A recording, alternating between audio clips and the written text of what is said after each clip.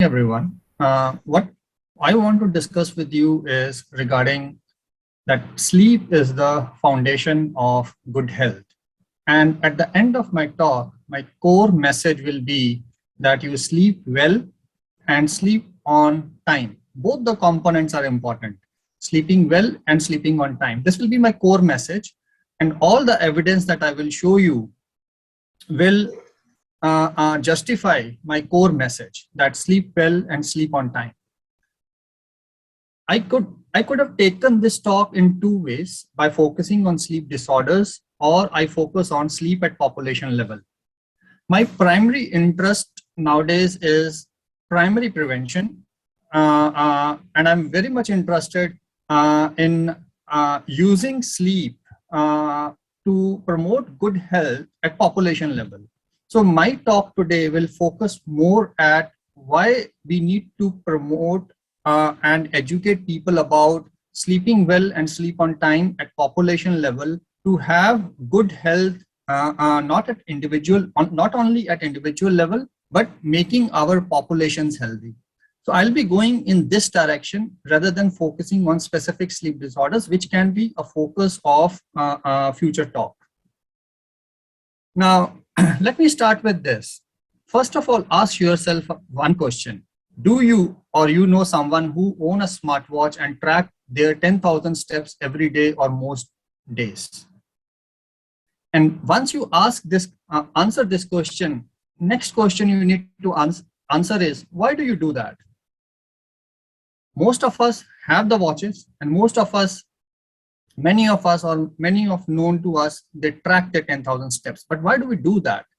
Because the science behind the 10,000 steps is that more the steps you take, more active you are, and less you are protected against all-cause mortality and cardiovascular events if you are taking steps close to 10,000. Whether 10,000 steps is the right number, it's a question of debate at the moment. But steps around 9,000 or 9,500 have been shown to reduce all-cause mortality and cardiovascular events.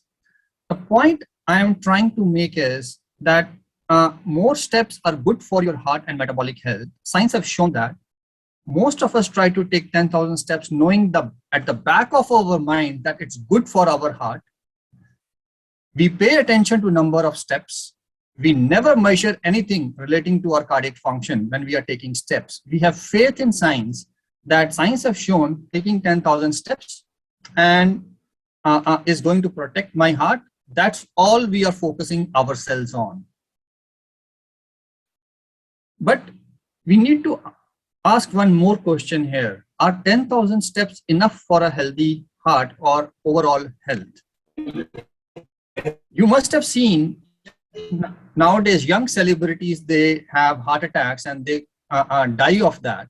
And then suddenly the media is in frenzy that saying that, oh, the person was physically very active, physically very fit, then why did this cardiovascular event happen? And entire focus goes on type of physical activity, amount of physical activity, timing of physical activity. But what I want to tell you is that exercise or steps alone are not enough for good health. The reason for that is overall health is not determined by one factor. If you Google show you that there are 5 pillars of health. There is sleep, there is nutrition, there is exercise, there is mind, emotions, and community relationship. But what I feel is sleep is not the 5th pillar, rather it is the foundation on which pillars of nutrition, exercise, mind, relationship are standing to support your overall good health. And definitely one needs to be free of disease to be defined healthy. Now, if you want to start on a journey of good health, I will say your starting point should be a good night's sleep, so that next day you are ready for eating well, exercising well, and having a calm mind to have the overall good health. And I'll make up my case why sleep is the foundation and not as the 5th pillar of health. To make up that case and to show you that why physical activity alone should not be our focus, rather we need to look holistically, look at this data, which shows that sleep duration has a U-shaped relationship with cardiovascular mortality. So if you're sleeping less than 5 hours, your death from all the causes increases. Also, if you're sleeping more than 9 hours, then also you have increased chances of dying. So sleeping less than 5 hours or more than 9 hours increases the mortality risk. Now, sleeping less than 5 hours, I can understand why it leads to mortality, but why sleeping more than 9 hours leads to mortality? This is something we really need to understand.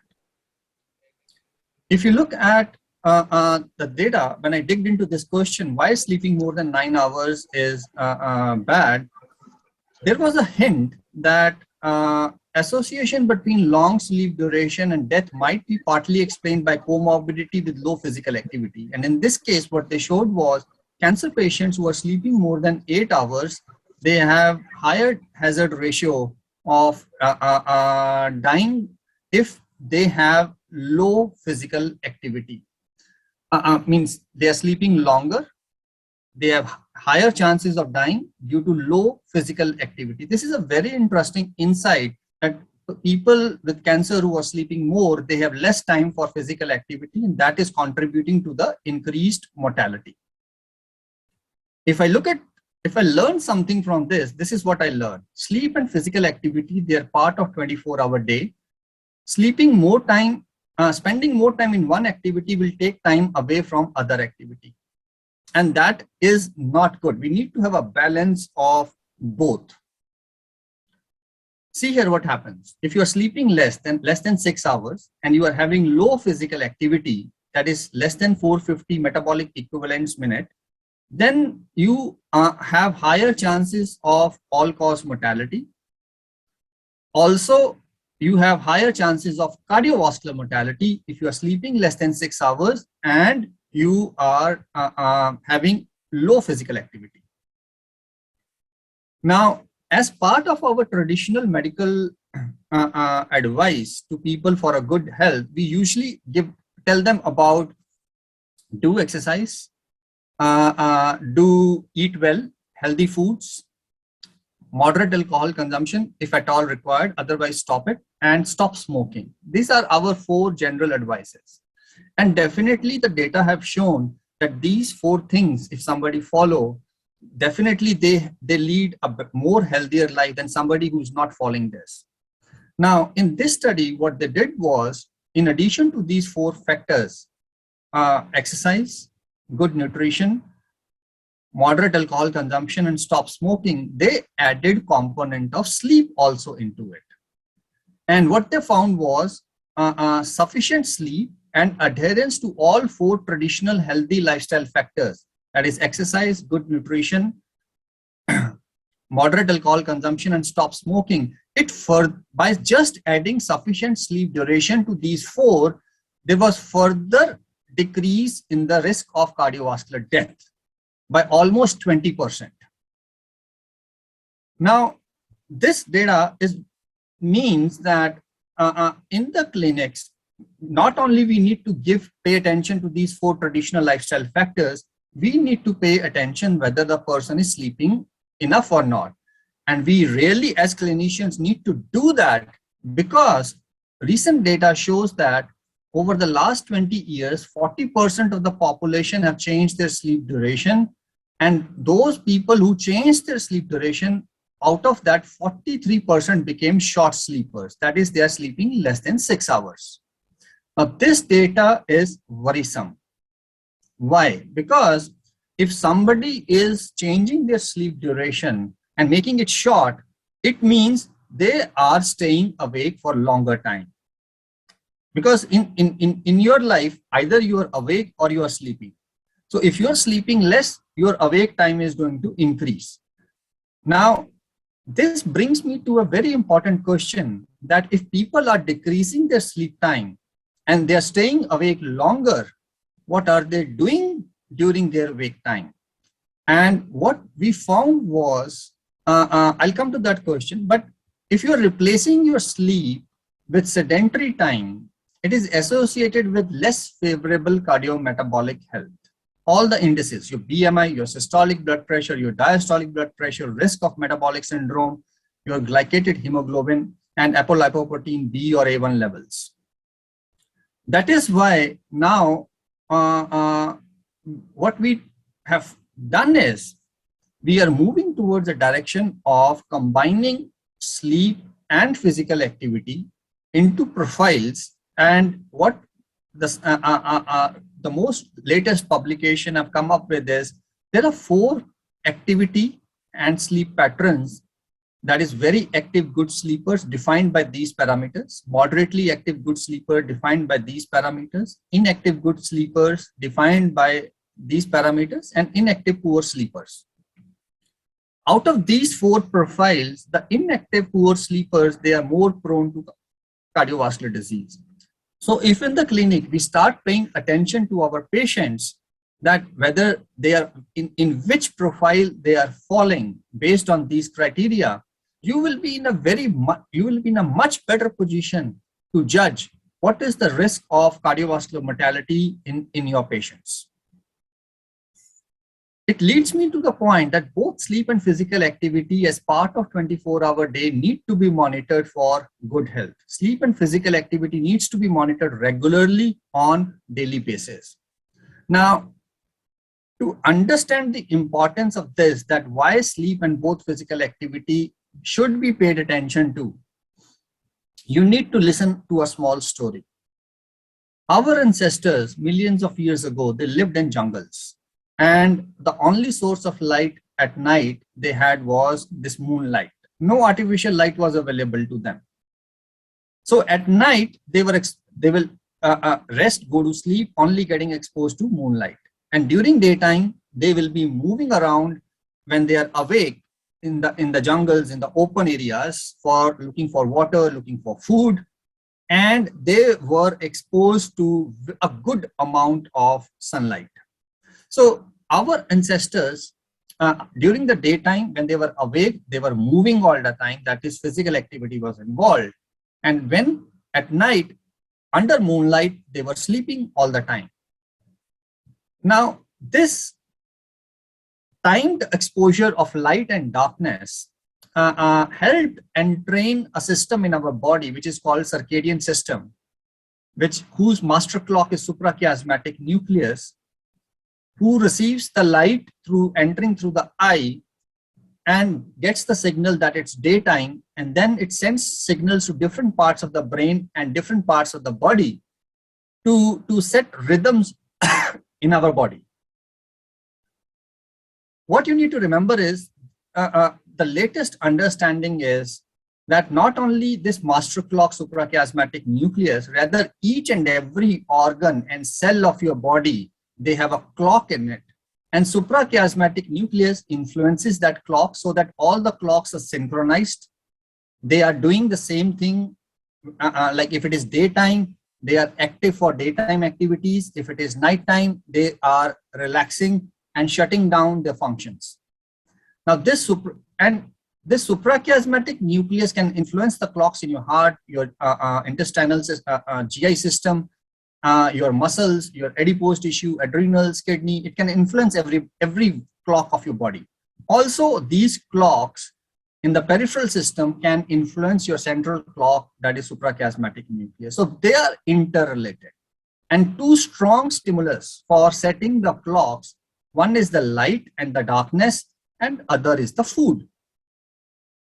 When there is darkness, the suprachiasmatic nucleus will tell all the organ systems it's nighttime, time to rest, shut down the machineries, and you can go to rest. But the problem is, with this 24-hour society and food available 24/7, people are eating all the time. So suprachiasmatic nucleus through darkness stimulus is telling the organs, fine, rest time, but people start eating very late, and suddenly the peripheral clocks get the stimulus. Oh, food have come, it's active time. And that is where the conflict comes in.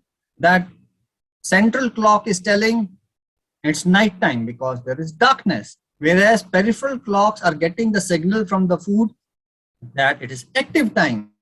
And that is where the conflict starts and leads to problem.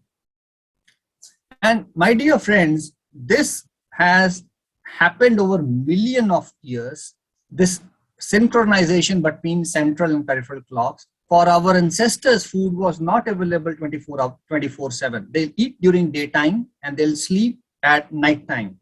Our ancestors who were living in the jungles, they will not go out looking for food at night in the jungle, because if they do that, they will become food of some animal.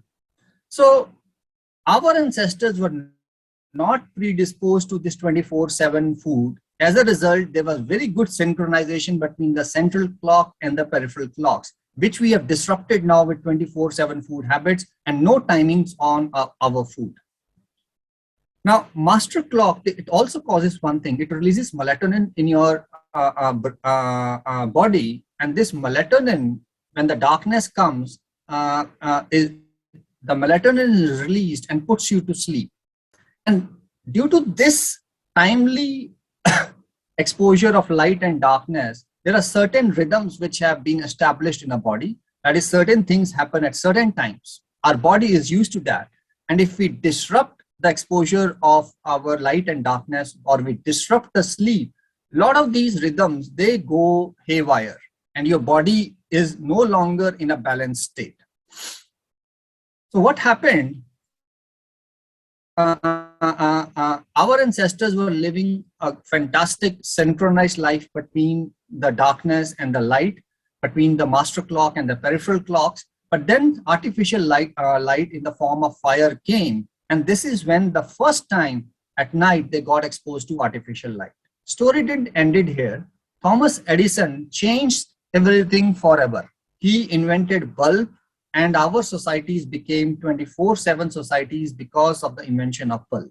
And now we have societies where not only our indoors are lighted at night, our outside cities look like this at night. There is something called now light pollution being talked about.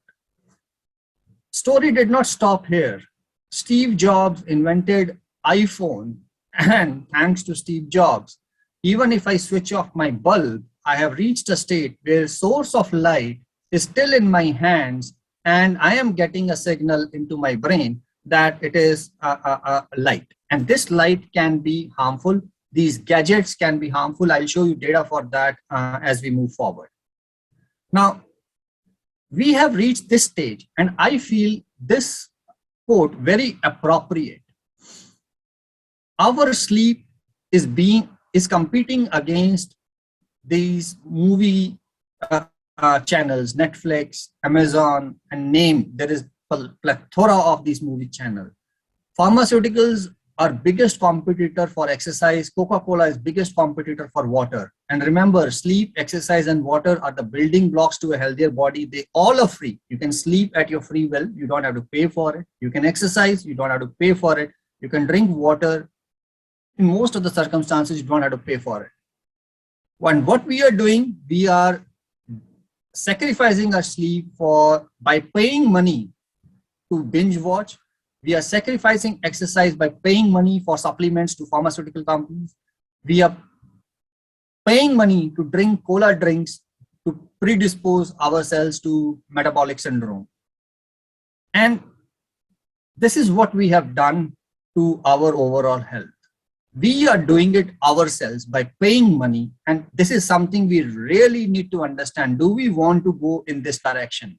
And I feel that it is high time that we need to seriously think of the lifestyle that we are leading to.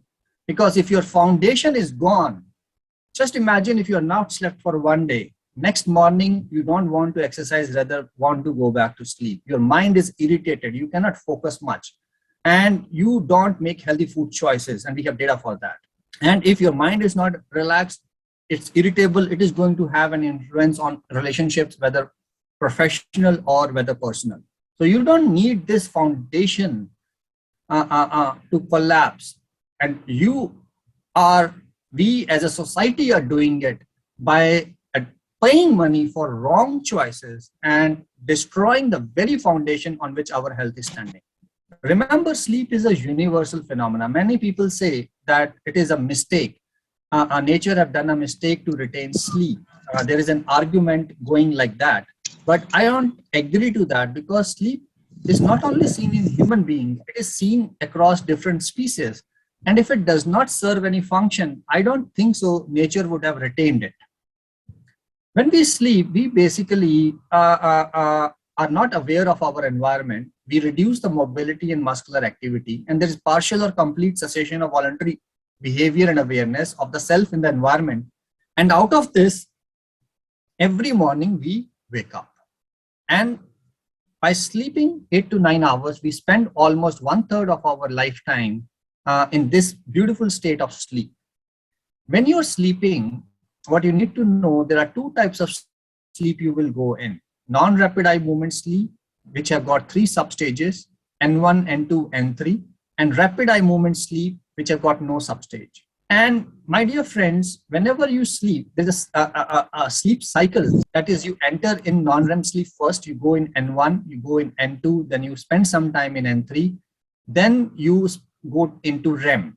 Now, this is one cycle, and you have 4 to 6 sleep cycles during the night. Now, this will come if you are having a natural healthy sleep. 4 to 6 sleep cycles will come.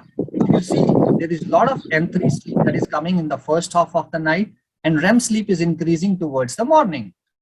Now, this again is a natural phenomena, that N3 sleep is more towards early part of the night, and N3 sleep is mainly involved in the recovery processes.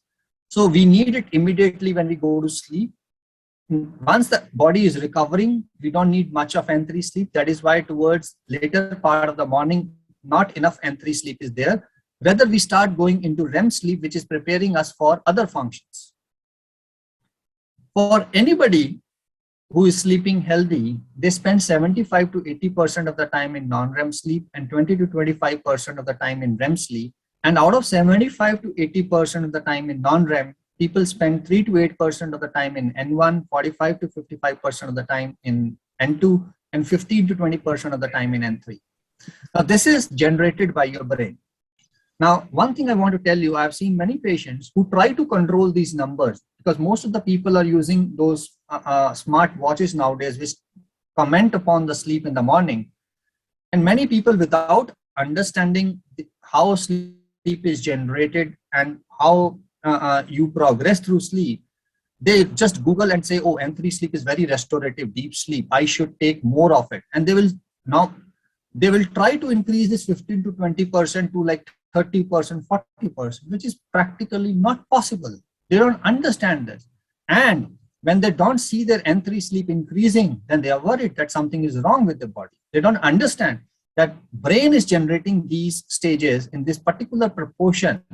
And if you are having these proportions, then you are having a healthy sleep. You don't need to worry about it. But I have seen people, especially for N3 sleep, they trying to increase from 15 to 20% to like 30 to 40%. And then that is the problem, serious problem, when these numbers don't increase and they become anxious, they panic, they do all kind of nonsense, and then finally land up in insomnia.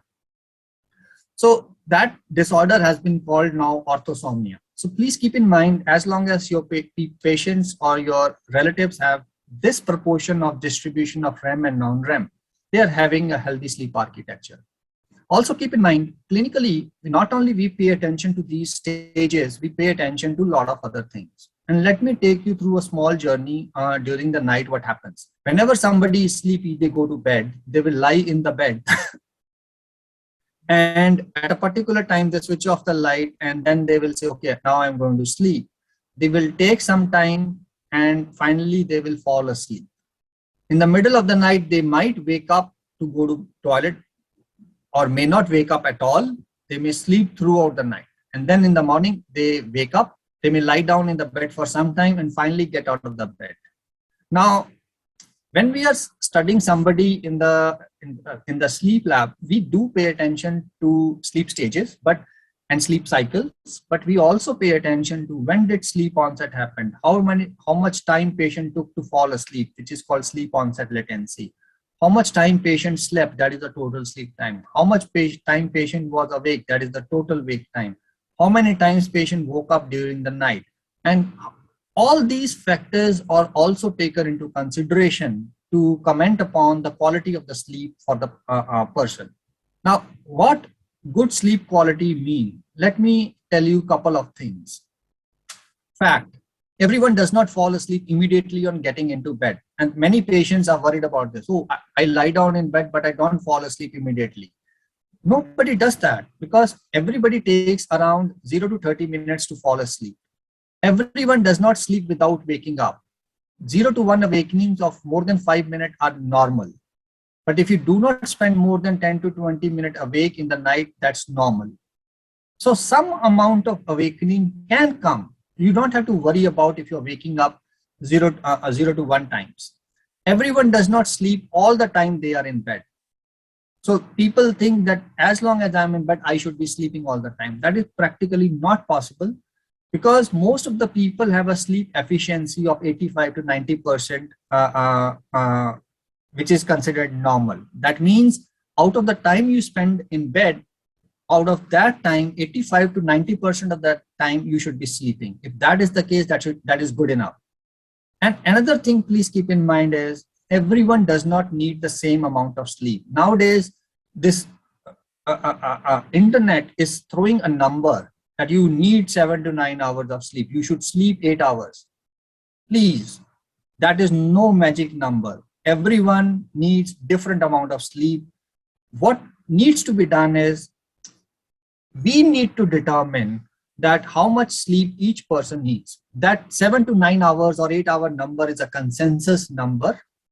Okay, but it does not mean if you're sleeping 7.5 hours, you are unhealthy, or you're sleeping 8.5 hours, you are unhealthy. Everybody have a different sleep need. So keep that point in mind. Don't try to follow other people. There are people who say, oh, I sleep 4 hours and I'm perfectly fine. Sleeping for 8 hours is waste of time. No, that's not true. If somebody can get away with 4 hours, I can say 2 things about it. Either they are genetically determined to sleep less, or if their genetics is not determining them to sleep less, they don't know what damage they are doing to the body by sleeping only for 4 or 5 hours. Only in the long run, they will know what happens to the body. The message is very clear. Don't try to copy somebody's sleep patterns to yourself. Every individual is unique as far as sleep needs are concerned. So one has to find out how much sleep they need. Why? The next question comes is, why should I sleep at night? This is one very important question everybody asks. It is important for energy conservation. It is important for safety from predators. It was very true for our ancestors. It is very true today also, but the nature of the predator have changed. Sleep is required for memory consolidation. Sleep is required for toxic metabolite clearance from brain. Sleep is required for good cardiovascular health. And sleep is required for good immune system function. And I will today focus on 3 things: toxic metabolite clearance from brain, how sleep contributes to good cardiovascular health, and how it helps, what is the evidence that sleep helps in immune system function. Sleep enhances our immunity. And if you know that we have 3 types of immunity: first line of defense, innate immunity, and adaptive immunity. And in adaptive immunity, we have something called immunological memory, in which once you are exposed to antigen, your body have got memory B and T cells, and next time you are exposed to the same antigen, the immune response is much rapid. So there is a memory that develops in your body for a particular antigen.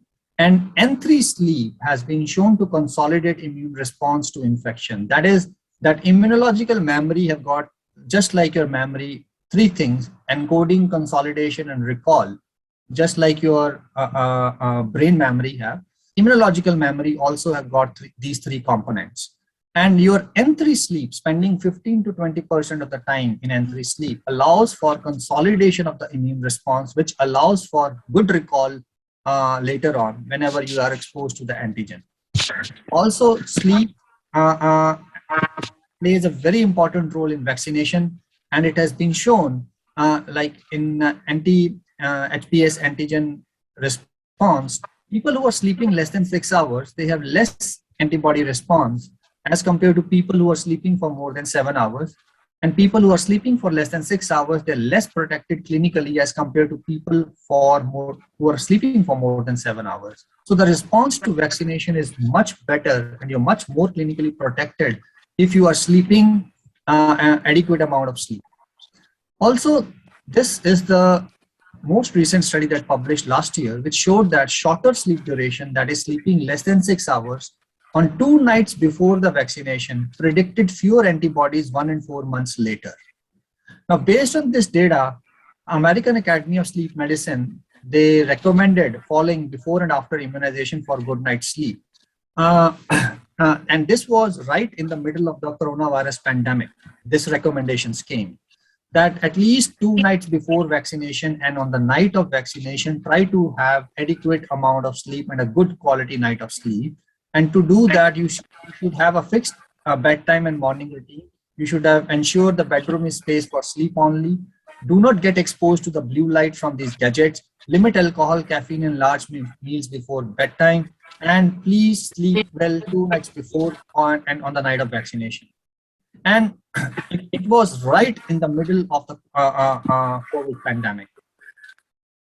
The second system is that sleep enhances the activity of systems to remove toxic metabolites from brain. And it has been shown that short sleep duration, that is sleeping for less than 6 hours, it might be an early marker of Alzheimer's disease, especially the short sleep duration, sleeping less than 6 hours. It was the only thing that predicted onset of Alzheimer's later on in the life. Now, why sleeping less should predispose somebody to Alzheimer's disease? To understand that, you have to know about a system called brain glymphatic system. This glymphatic system was discovered in 2013 and in rats. And what they found was that this glymphatic system is based out of the CSF circulation. And the CSF circulation during the night, it changes basically. And CSF influx around arteries where interstitial fluid exits along the veins. And this change in the flow and the amount of CSF flow in the brain changes with sleep, which helps to remove the waste products and proteins, including beta amyloid proteins from the brain. And what has been shown is that sleep increases the activity of this glymphatic system. And if you are not sleeping enough, the activity of the glymphatic system was less. And in the most recent publication, which came last month, I could not include it in my slides, in obstructive sleep apnea patients, it has been shown that their sleep disruption is also leading to disruption in the glymphatic system activity. And it has been shown for the first time in human beings with a sleep disorder that activity of the glymphatic system is affected. And obstructive sleep apnea patients, one of the issues they have is they have memory loss. They start forgetting about the things. I'm not astonished by this finding that OSA, which have got a lot of sleep fragmentation, their glymphatic system activity is affected, which is recently reported, and I will say is the first report in human beings to show that disrupted sleep affects the activity of the glymphatic system. If glymphatic system is not working properly, then beta amyloid and other proteins will not be taken away from the brain. They get deposited, and deposition of these beta amyloids in the long run, 10 to 20 years down the line, is going to predispose you to Alzheimer's disease. And slow wave sleep disruption, it increases beta amyloid levels acutely, and poorer sleep quality over several days increases tau. So this study again tells us that it is N3 sleep, just like N3 sleep allows us to have good immunity. N3 sleep is the stage in which the activity of the glymphatic system goes up and helps to clear beta amyloid levels. Sleep provides rest to your heart because during sleep, your parasympathetic system activity goes up and sympathetic system activity goes down. Once parasympathetic system activity is up during sleep, it is basically slowing down all the body functions in your body. So My dear friends, you should try to sleep well at night by believing in science, just like you do for 10,000 steps. All this, that is energy conservation, memory consolidation, toxic metabolite clearance from brain, good, your cardiovascular system is rested, your immune system is boosted. All this is happening while you are sleeping. Try to believe in it. Don't compromise on your sleep for anything else. Based on science, you today are paying attention to 10,000 steps. Believe in the science that all this is happening in your body. Your body is just not a passive state, lying down and sleeping over for 7 to 9 hours. No, a lot is happening in your body. And if you don't sleep, all this will not happen. You cannot have good health later on. Don't compromise on your health due to any of these things, please. And I will advise you need a behavior change. Change from Netflix Prime marathon. You are actually running a marathon of binge watching, spending nights after nights looking at these episodes, which are never ending episodes, and you are sacrificing your sleep. You are putting your circadian rhythms in disruption. You need to change your behavior. You need to change from Netflix Prime marathon to sleepathon. You need to run another marathon, but that is a sleep marathon, which I call sleepathon. What will happen if you do not change today? After looking at all this, if you do not change from Netflix Prime marathon to sleepathon, my dear friends, keep in mind, if you're sleeping for less than 7 hours, your chances of mortality from any disease increases considerably. If you're sleeping less than 6 hours, you're increasing your odds for hypertension. In the range of 7 to 9 hours, you're in the safe range. Anything below 6 hours, you are increasing your odds of hypertension. Sleeping more and less than 7.7 hours, you will be having increased BMI. Sleeping in the range of 7 to 8 hours, you will have the most healthy BMI. Anything more than 9 hours or less than 6 hours, you are predisposed to weight gain. And another thing, late nocturnal bedtime and short nocturnal sleep, they are associated with increased risk of obesity prevalence. And we know obesity is increasing. And one thing we need to understand is it's not only our dietary habits. We have disrupted our sleep times. We have disrupted our duration of sleep, which is predisposing us to obesity as well. Especially if you are sleeping 10 p.m. to midnight, or you are midnight to 2 a.m., your risk of having obesity, it increases considerably. Not only that, if you are your duration of sleep, if it is less than 5 hours, you have much higher chance of being obese as compared to somebody who is sleeping 7 to 8 hours. If your sleep time is less than 6 hours or more than 9 hours, it is associated with increased prevalence of type 2 diabetes and impaired glucose tolerance. And in this study from Singapore, what they showed was that a sleep duration less than 7 hours a day increased the all-cause mortality risk in females but not males.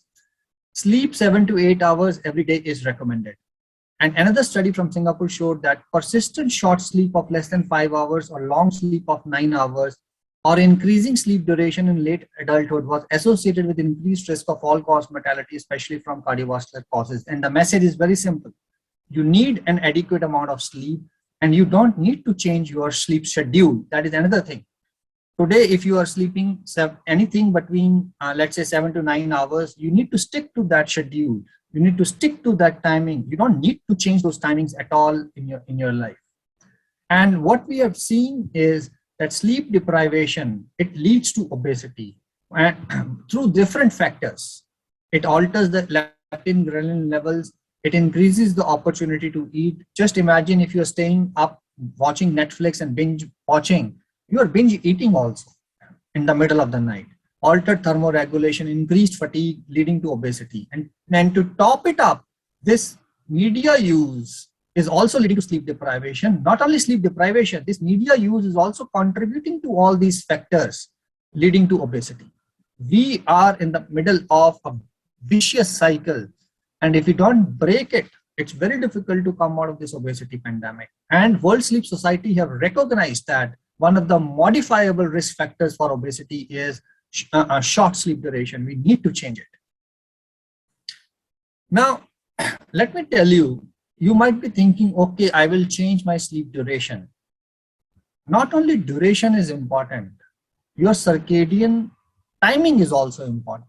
You should go to bed at the right time and wake up at the right time. That why that is important is, if you look at your this circadian, it's a very complex diagram. I don't want you to understand all the components of it, but very simple lesson that I want you to learn is this circadian system, that is circuitry in your brain, and the circuitry of stress system in your brain, they talk to each other. They are not independent of each other. So if you are having a good circadian health, it is going to suppress the stress response in your body.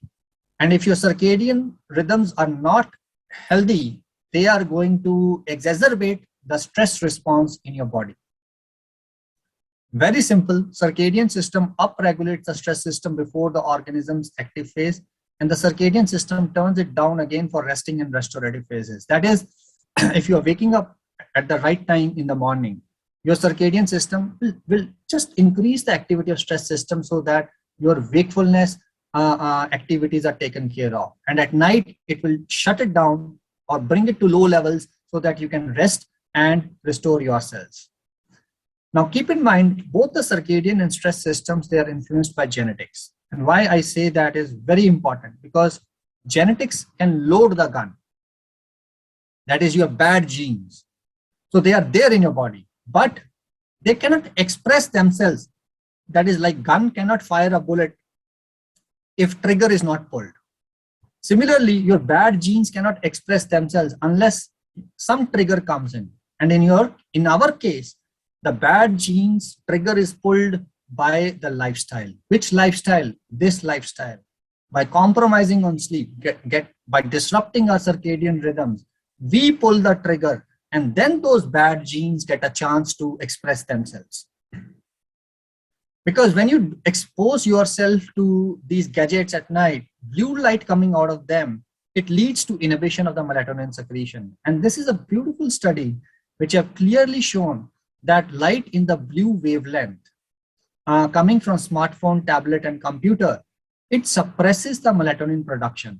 And the maximum influence on melatonin production is when you get exposed to the tablets in the middle of the night. That leads to the maximum suppression of melatonin production. Now, circadian rhythm disruption, it is going to contribute to a development of a higher stress sensitivity and vulnerability for stress-related disorders. And this is one example where if your circadian rhythms are disrupted, you can develop psychiatric disorders. So keep in mind your circadian rhythms, your sleep, and your stress systems in the body, they all are interrelated to each other. Now, certain amount of stress will come in your body, and it is going to have an influence on the circadian rhythms, and sleep disruption can happen due to certain amount of stress. But I don't want you to add additional stressors by you disrupting your circadian rhythm, by you disrupting your sleep. Because if you are adding these yourself, then this cycle becomes even more expressive. You are adding more stress by voluntary disruption of the circadian rhythms and voluntary disruption of the sleep. You are going to increase the stress levels much more than what they do exist in your body. Because stress response is like this. It comes, it elevates, and then it decays. But what we are doing in modern life is we are adding the stressors. We are increasing the stressors day by day. What happens is, and social media is another stressor. As a result, this stress response, rather than going down, it stays elevated because of numerous stresses that we are adding into our life. So this sleep disruption that we are doing, it leads with this, we are adding an additional stressor which is contributing to long-term causes like stress, somatic problems, psychosocial issues, cardiovascular disease, obesity, type 2 diabetes, cancer, and death. And another phenomena that you have to understand is we have started taking revenge. On whom? On ourselves.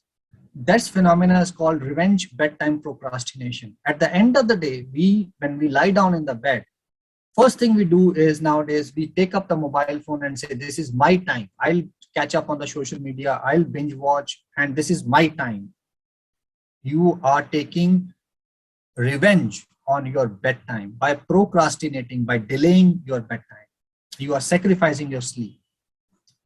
And my dear friends, my advice to you is you can't calm the storm. So stop trying. What you can do is calm yourself. The storm will pass. Stressors will come in your body. Life, they will come. You can't control them. But what you can control is what is in your hand, your circadian rhythms. Don't disrupt them voluntarily. Don't do anything that is going to disrupt your circadian rhythms. And what is in your hands? Your sleep. Don't compromise on the sleep for anything, no matter what is happening in your life. Take care of these two things. Rest will follow. What will happen if you take care of your circadian rhythm and sleep is you are not adding additional stress in your body. Whatever stress is, it will go away. Whatever the stressor is out there, it will go away. But you are not contributing further of increasing the stress by disrupting your circadian rhythm and sleep. So if you do that, sleep will be the foundation of health. Like in Indian mythology, we say that to receive the divine gifts, your body should be ready. And to get your body ready, we in Indian system, we recommend certain practices which are called yogic practices, that you prepare your body so that the divine gifts can be received within your body. And my dear friends, same state is for sleep. Sleep is something that prepares your body so that you can eat healthy, you can exercise, you can have a calm mind, and you can have good relationships. That is why I say sleep is the foundation of health. And once this foundation takes you onto the highway of good health, then it's a very dynamic interaction between these things. So to begin with good health, sleep is the foundation of health. Next steps, take your 10,000 steps towards good night's sleep with good sleep habits. That is your next step. Today you might be taking 10,000 steps, but what more you need to do is you need to take more steps towards good night's sleep with good sleep habits. What are those good sleep habits? Let me take you through it. First thing is you have to determine your sleep need. And how do I determine the sleep need? One very simple tip from my side. Go on a holiday for 2 weeks. Don't take any internet, any phone with you. Go to a place where there are no artificial lightings. You sleep when your body says go to sleep. You wake up when your body naturally wakes up. Do it for 2 weeks. First week, you will pay the sleep debt. Next 1 week, your body will stabilize. And when you go to sleep and when you wake up, spontaneously, no alarms, that is the amount of sleep your body needs. If you can't do that, talk to your sleep physician and they can help you assess your sleep need. Step 2, after assessing your sleep time, you need to fix your sleep and wake time on all days, that is weekend and weekdays both. And you need to maintain this sleep time and wake time on weekdays as well as weekend, and don't disrupt this. If Saturday, Sunday is a holiday, it doesn't mean Friday night is a party time. You need to stick to this routine of on weekdays as well as weekends. So after determining your sleep need, determine your sleep and wake time. Like if you need 8 hours of sleep, and in the morning you have to be out of the bed by 6 a.m. to meet the daily needs. That means you cannot remain in bed sleeping after 6 a.m.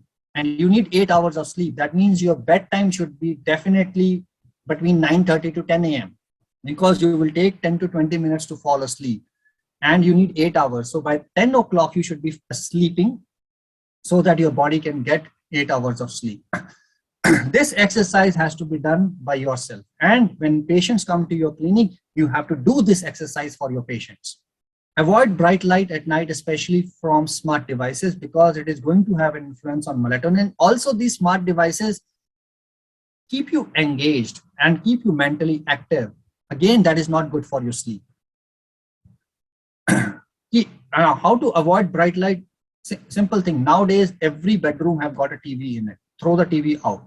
Throw all the smart devices and alarms out of your bedroom. If you need an alarm, first of all, I will say no need for alarm. If at all you need an alarm on a particular day for waking up at a fixed time, try to get that clock alarm rather than your phone alarm, because phone alarm does two things. If you're checking the time in the middle of the night on your phone, it can engage you in all the alerts that come on your screen. Habit 5, have your dinner 2 to 3 hours before your sleep time. Very, very important, because food gets digested well if you have eaten 2 to 3 hours before your sleep time. Also, if you are eating it away from sleep time, there will be synchronization between your central clock telling the body it's night time, time to go sleep. If you are eating like 10 o'clock, 11 o'clock in the night, your peripheral systems, they will get the signal, oh, it's active time. Your central clock will be telling, oh, it's night time, shut down, and there will be a conflict. You cannot have good health if there is a conflict between your peripheral clocks and your central clock. Have a wind down routine before sleep. So make it a habit, a ritual, that 1 hour prior to your sleep time, if you have fixed your bedtime at 9:30 or 10 p.m., then 1 hour before that, you have to stop working, shut down your computer, shut down your phone, stop working on email, social media, everything. Try to listen to some relaxing music, and you can have some aroma in your room. Evidence shows that lavender, peppermint are good, but it is a personal choice. Choose whatever you want. And if you want to do exercise, do at least 1.5 hours before sleep time. It should not be very close to sleep time. Do not drink tea, coffee, caffeinated beverages like colas or energy drinks 4 to 6 hours before sleep time, because caffeine is a stimulant. Also, caffeine is adenosine antagonist. Adenosine is a chemical which accumulates in your body when you stay awake. Longer you are awake, higher the adenosine levels, and this adenosine puts you to sleep.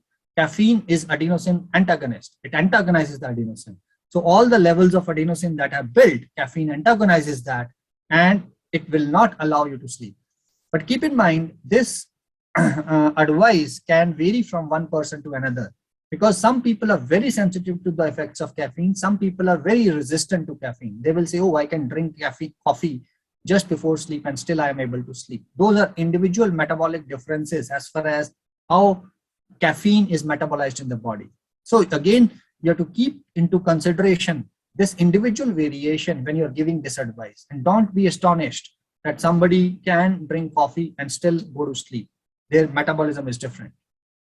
Do not drink alcohol 2 to 3 hours before sleep time. My advice is don't drink alcohol, but if you need to drink at least 2 to 3 hours before sleep time, because it's a misconception that alcohol gives you a very good night's sleep. Yes, alcohol shortens the time you require to fall asleep.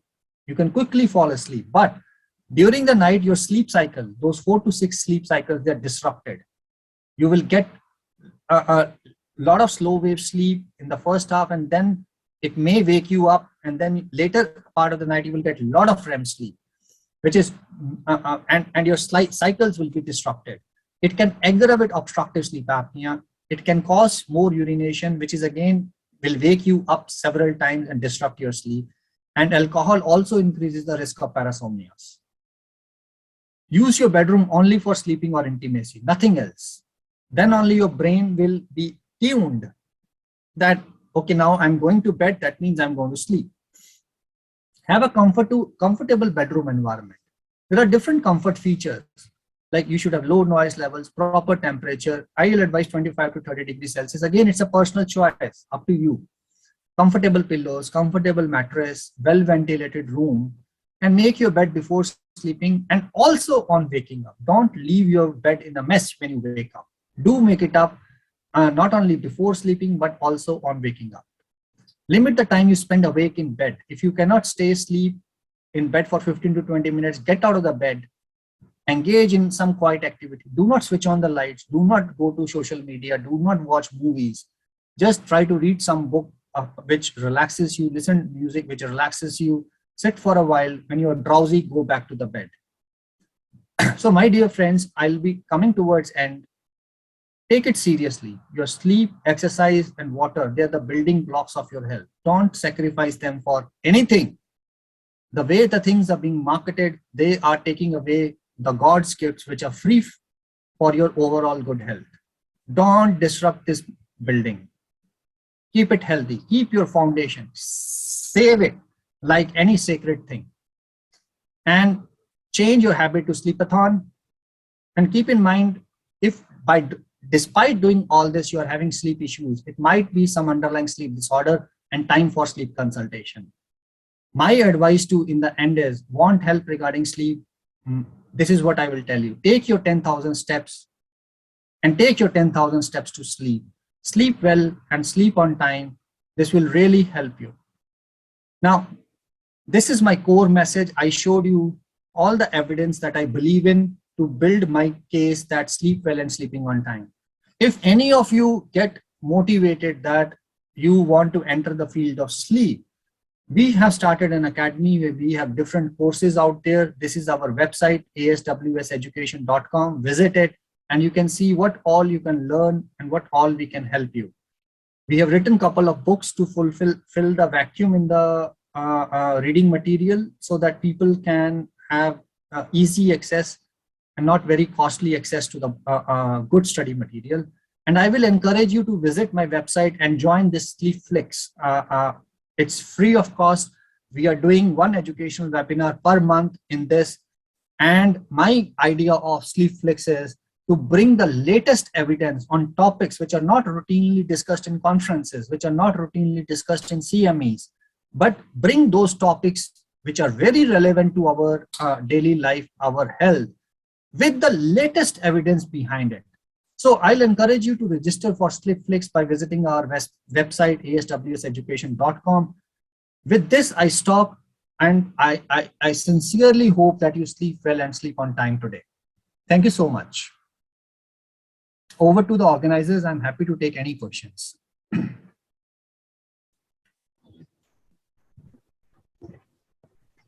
can have one or two questions if anyone is.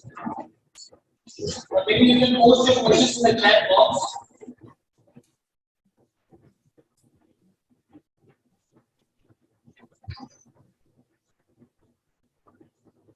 It's a wonderful presentation, and what's quite eye-opening. But I visualize the problem is that this Netflix has taken away everything, and that has actually become our life. In this world of competition, our children they get time only at the night.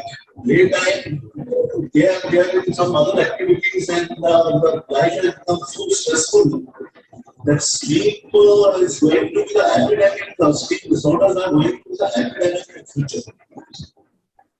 Actually, what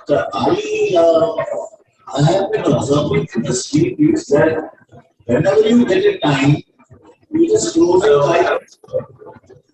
You just close your eyes and I will feel that you have slept. So this is a new habit which I am finding coming in the coming generation. So I like to have your comment so that if suppose I am sitting here and close my eyes and I remain calm for something, but I don't land up to number 2 or 3. So that fulfills the purpose of my sleep, or still you have to go through effort to help people. Most of our population is finding the ways to have a sleep alternative like this. Thanks for raising two very important issues, sir. One is the sleep in children due to the educational pressures. And the second is what can adults do to feel fresh in the middle of the day when our circadian rhythms are at the lowest. Now, I'll answer both the questions based on the data. Data is not on the slides, but if you want, I'm happy to share the data. In Singapore, there is one group which is very active as far as adolescents are concerned, because Singapore is a society where education is highly prioritized and the kids are under tremendous pressure, which have led to decreased in sleep time of the Singapore adolescents groups. So what these researchers have found is two two things. If the kids are not able to, especially adolescents, if they're not able to sleep the 9 to 10 hours of sleep during the night, if they take a nap of 1 hour between 2 to 3 p.m., what these researchers have shown is that cognitive abilities are retained, but not to the same level as somebody sleeping 9 to 10 hours. But if somebody is not sleeping 9 to 10 hours and is not even taking the nap, they have worst cognition. So they have shown this, that, and they are advising to the government also two things. One is changing the start time of the schools, that is delay it, go make it beyond 8:30 a.m. so that kids can sleep more, even if they're sleeping late. And second thing, they're trying to inculcate the nap habit in adolescents in schools for 1 hour. So these are the, and they have been able to convince the government of Singapore to shift the school timings beyond 8:30 a.m. So certain schools have adopted it. So the message is very clear. It's not only clinicians who have to be aware, it is the policy decision makers also need to be made aware about the implications and then make appropriate changes. Coming to your second question, if you are feeling sleepy during the daytime and you need to be active, there is a concept of a power nap now. The power nap says that wherever you are, you just close your eyes, sit down, sleep, and try to relax. And if you fall asleep, that's fine, but try to sleep for 15 to 20 minutes. Two things happen because of that. Even when you're sleeping for, let's say 90 minutes, you will go in N1, N2, N3, and REM. That is one sleep cycle of 90 minutes. But the advice is that you sleep for 15 to 20 minutes in the afternoon when your circadian dip comes. If you sleep for 15 to 20 minutes, you will be in N1, N2 stage. It will take away the sleep pressure a little bit, which have built up by the afternoon. It will not allow you to go in N3 sleep, which is good for you, because once you go in N3 sleep, which is deep sleep, and you wake out of it, then you may feel more lethargic. You may not be able to respond immediately to situations. So this power nap can be taken, provided you are really feeling sleepy and you need to be active. Then I can say take the power nap. But my advice is do not take power nap after 3 p.m. Because if you take power naps after 3 p.m., it is going to take away the pressure. And if you are even slightly prone to sleep issues like insomnia, sleep onset insomnia, this will aggravate the problem. So if you have to take a power nap, anywhere between 1 to 3 p.m. is good enough, but not after 3 p.m. at all. Thank you so much. Thank you. And there was a question on naps. Now, this is something you really need to understand about naps. When we suggest about naps, there are three kinds of people. There are people who don't have sleep problems.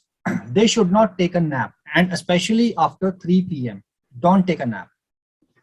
There are people who have problems with sleep onset or sleep maintenance. They should never take naps because that will take away the sleep pressure, and the problem of falling asleep well will be aggravated. Number three, there are people who need to perform heavy machinery or who need to be very attentive in their profession. And if they are feeling sleepy, which is not allowing them to operate the machinery, can lead to occupational accidents, then we advise them to take 10 to 20 minutes power nap, not more than that, and never after 3 p.m. And the fourth thing I will like to add is, you will see literature. Some people will be saying, oh, taking nap is very good. It relaxes, it rejuvenates, it gives us a second life in the same day. But there are a lot of arguments going around whether naps are good for cardiovascular health, whether naps are good for cognition. So these are two different topics and with conflicting results. naps are good for cognition. We have evidence for that. And naps are bad for cardiovascular health. And naps are good for cardiovascular health. There are conflicting data out there. And the reason for that is the methodology of the studies, because naps are self-reported. They are not objectively monitored. As a result, a lot of variation comes in the methodology, a lot of variation comes in the study population. So we are still not, we cannot conclude whether naps are good for cardiovascular health or naps are bad for cardiovascular health. But naps are definitely good for cognition. Somebody with sleep issues should never take a nap during the daytime. If you do not have sleep issues and you are not feeling sleepy, no need to just take nap just for the sake of it. But if you are someone who's operating heavy machinery or driving and you are feeling sleepy in the middle of the day, do take a nap of 15 to 20 minutes. That will take away the sleep pressure. But I will say, if at all you have to take a nap, the right timing is between any time between 1 to 3 p.m. and never after 3 p.m. you will face issues with sleeping at night, no matter who you are.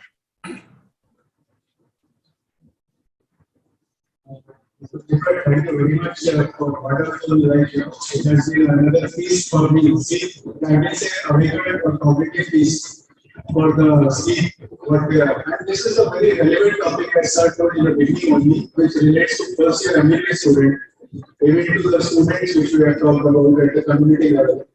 And right, the knowledge which you have made the whole down based on the data. Totally data-based, that is very wonderful. Because it goes, the message goes deep to the society that it is not something you are talking from your personal perspective, you are talking from what the data is telling for supporting from all over the world. So it is really, I really congratulate you for your talk also and your orator skills as well. Dr. Rajesh.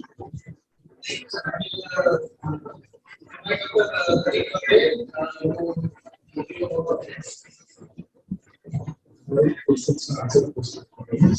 you come near the mic? Some chat questions.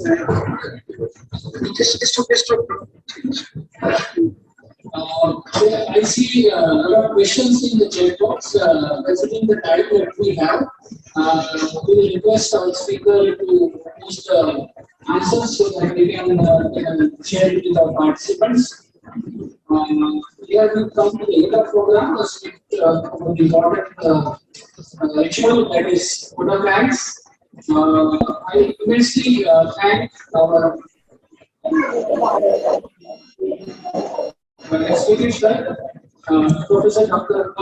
Csf Circulation, who wholeheartedly supported the idea of this webinar and the topic, specifically considering its immense importance for our medical students and all our students, apart from equally important from all healthcare workers. I further thank our distinguished speaker, Dr. Tripat Singh, who again very enthusiastically supported, because he's on the mission, I think, in India to sleep awakening and sleep related awakening. I see in his every move, that every talk, he is very passionate, putting across what all hard science and nothing else, and that really convinced. And I see those participants who have logged since beginning, nobody has left, and that tells you a power of keeping the people together and keep them listening. That yes, it is like a web series where the interest remains till the end, that something interesting will be there and I have to watch till the end. And that I really congratulate you on the skill and the way you put it across. I further thank to the Department of Pulmonary Medicine, who have again with us with the journey in our institute related to sleep-related activities. I further thank all the other departments and faculty members for joining the webinar. And it wouldn't have been possible with the help and the enthusiastic participation from the students of AIIMS Rajkot as well as students across the nation and faculty across the nation who have took keen interest and joined the webinar and discussed us patiently and with this enthusiastic participation. I thank them all. I thank all organizing committee members and all team of Department of Physiology. And special thanks to team of Dr. Vinay, Dr. Mayank and Dr. Vivek for special online. Yeah, thank you all.